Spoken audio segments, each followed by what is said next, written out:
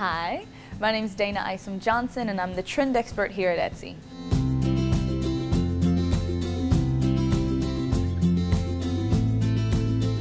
As a kid, I absolutely thought I was a trendsetter. I always loved getting dressed up.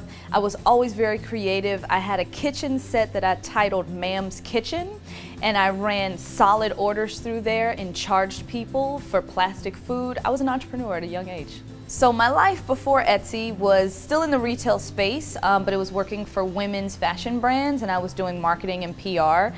So I always was doing something like slightly creative, but Etsy was really my moment to explode in creativity and really even have the opportunity to share that I was wanting to dig deeper into that side of me. I had no idea that my life would bring me to being a trend expert at Etsy. It was never in my immediate goals. When I was 17, my thought was either to become a buyer or to be what I called a fashion consultant. I had no idea what that meant. And then life, leads you into different paths and different journeys. And then I was able to come back to this creative field, and I love what I do every day. Not a lot of people can say that, but I'm fortunate enough to love what I do. So what a trend expert is that it really means that I spend my day every day combing through the Etsy website, finding the freshest, the newest, the latest, the undiscovered. And then I also look at traditional trending services, and then I combine the two and create content like my trend guide that comes out every month and other things that I write and share them with the readers. There are a few trends that have not particularly been my jam. If it's your thing though, do you. I've never been able to get behind the bromper or the sneaker heel. It's just not my thing. There's one trend that I thought was gonna be a thing, but it didn't end up being as big as I anticipated, which actually makes me feel really good inside. When Pantone released Ultraviolet, I think that was 2 years ago, it was getting a lot of buzz. As my job, I have to a lot of times put my own personal feelings aside and consider what everyone else will think is a thing, is a moment.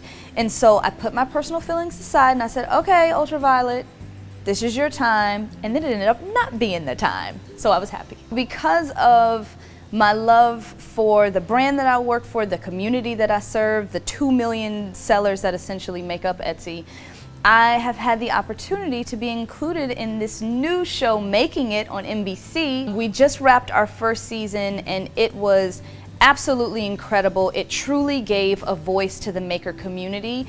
And our goal with the show was really to inspire people around the country to engage with one another and also engage in your own creativity and your own imagination. This job didn't exist. I carved it out myself. But I did that because of a few reasons. One, I was very passionate about Etsy and I wanted to make sure that I could stay here for the long haul.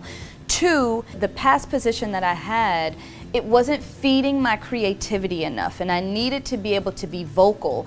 So if there's an opportunity for you out there that doesn't exist, speak up. That's the first step. And two, come back with the reasons why that job is important. Anything that you're passionate about, you're going to think is important. But if you're serving the needs of someone else or some other company, you need to give receipts, quite honestly. Show your receipts of why this is important, how it will fill a need in the company.